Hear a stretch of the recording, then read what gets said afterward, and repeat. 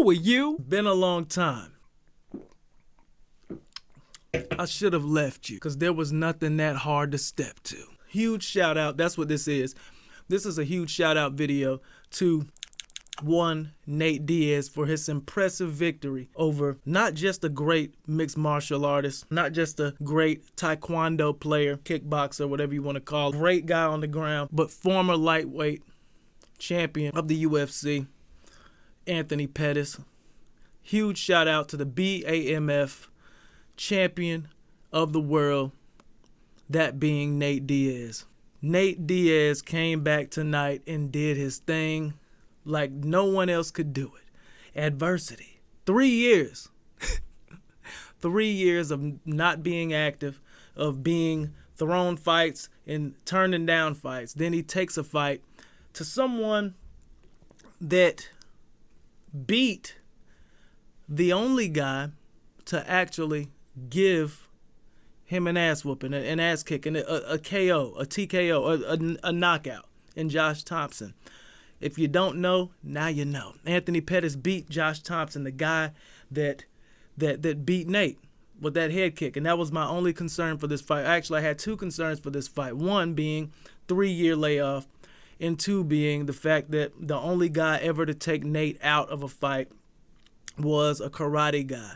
You know what I'm saying? A very unorthodox, striking, love to kick guy in Josh Thompson. You saw exactly what Nate did. Nate Diaz fought an absolute genius fight in 3 rounds, just how he's even said it. Like, he would rather have 5 rounds so he could actually work him over and, like, really.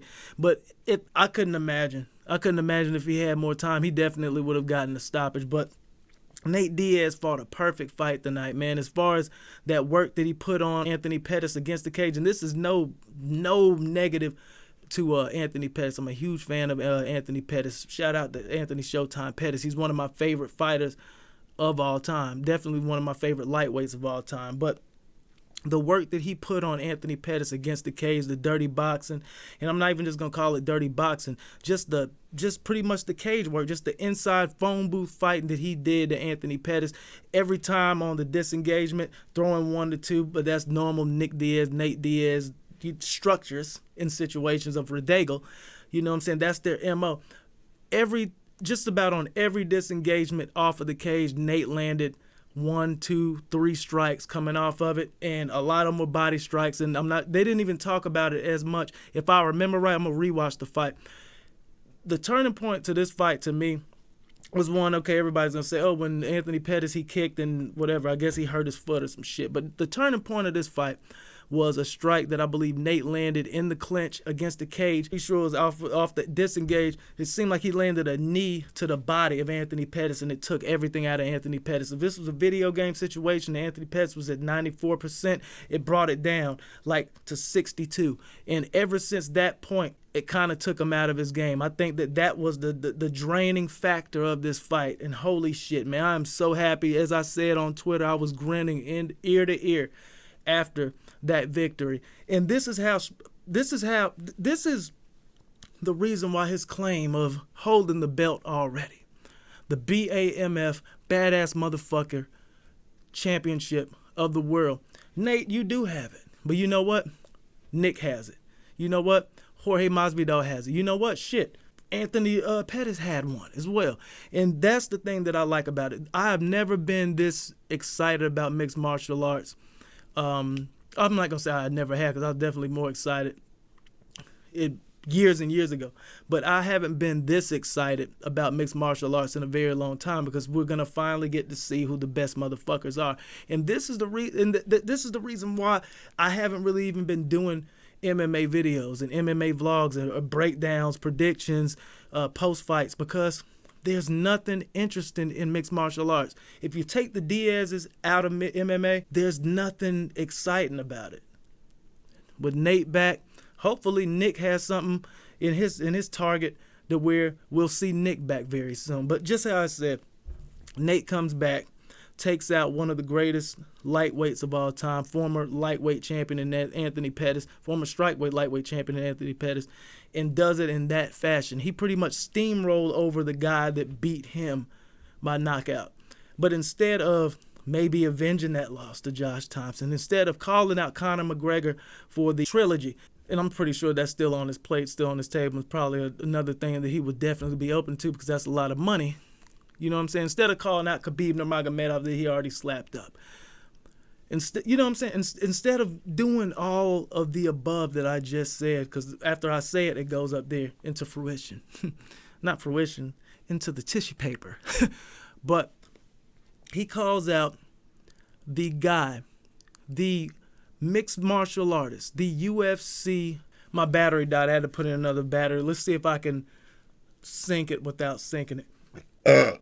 The guy with the momentum, the hottest fighter on the planet right now in MMA, the guy that everyone wants to see, the guy that everyone's hanging on every word that he says in interviews, and it's not Conor McGregor, it's not Colby Covington, but it is one game-bred Jorge Masvidal.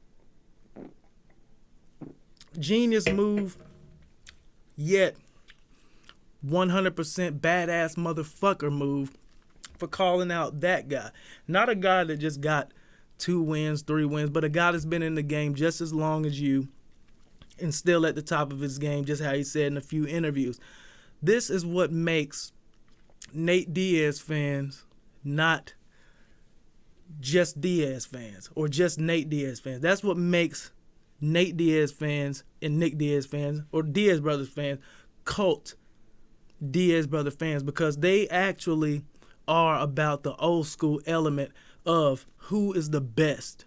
Like Bloodstained Lane said it best tonight via tweet. He said, as far as mixed martial arts and mixed martial artists, if you had no time period, but there had to be a conclusion, win, no win, lose or draw, win only, knockdown, drag out, submission. If there is an absolute winning factor of a match, like the old Gracie battles and like the old gym wars of like, boom, the shit's not over until someone's either knocked out, taps out, or passes out. Nick Diaz and Nate Diaz are the baddest motherfuckers on the planet. And that's exactly why, as soon as he said that, that shit was gold. That was just as gold. And my thing, people are not going to jump all over it. People aren't going to jump on, like, he got the belt, the baddest ass motherfucker on the planet. Like, they're not going to jump on that like 3 pieces of biscuit. But he's right for the person that he called out. He called out another OG. He called out someone else that's going to show up for a fight. Someone else is going to sell tickets. Someone else that, truthfully, I put money, if this fight is signed, it ain't even going to be a shit show. It's not going to be a thing to where they're going back and forth and all that, because they have respect for each other and they have respect for the game, because they are the last two. And I've said that in tweets and Instagram posts and shit like that, because I have been posting my MMA vlogs here. They are the last 2 of 3. Nick Diaz, I'm not sure I don't know what the fuck he's doing right now, but Nate Diaz, Nick Diaz, Jorge Masvidal are the last of the Mohicans. They are the last of the true warriors, the true MMA motherfuckers that when I first started watching it in the 90s, like a lot of guys, like, you live and die in LA, the place to be, got to be there to know it if you really wanna. Yeah, but this is the fight that everybody wants to see. It kind of hurts me, kind of pisses me off, because the fight that I did want to see was the fight that happened tonight. Anthony Pettis, one of my favorite fighters. Nate Diaz, one of my top 3 favorite fighters of all time. Combat sports, period. That includes boxing, folks. But it happened. As I've said before, if I get in a fight with Nate Diaz, I'm rooting for Nate Diaz. That's how much of a fan I am. That was the dumbest shit I ever said, but it's true. I am fucking day one Nate Diaz, Nick Diaz fan. Shout out to the Diaz brothers. #1 Nick Diaz fan all day. Shout out, rest in peace in the weeds. Where you at, Tupac's father? It is or it ain't what's going to be, man. Definitely a great night of fights. I cannot wait to see what comes of this bullshit.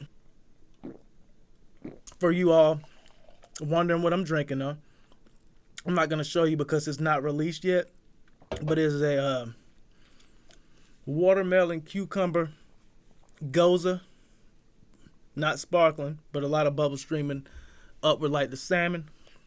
A good beer. Shout out to everybody that is still watching the videos. I'm back. I'm going to start covering mixed martial arts. Why? Because it's actually exciting now. There's actually something to talk about. You know what I'm saying? Just how even Nate said in his interview. I didn't fight for the longest because everybody sucked. I haven't done MMA videos because fucking MMA sucked. Now that there's something to fucking cover, I got it covered. The GOAT. It's me. It's Beer Drink. I'm back. Bloodstained Lame. Where you at, man? Who are you? Hey, yo, it's the GOAT, man. Share this shit. Hey, oh, shit. On Twitter, Instagram, Facebook, all them bitches, man. Hey, we back, man. Let's go ahead and do this shit, man. It's Beer Drink. Rest in peace in the weeds. Okay, later.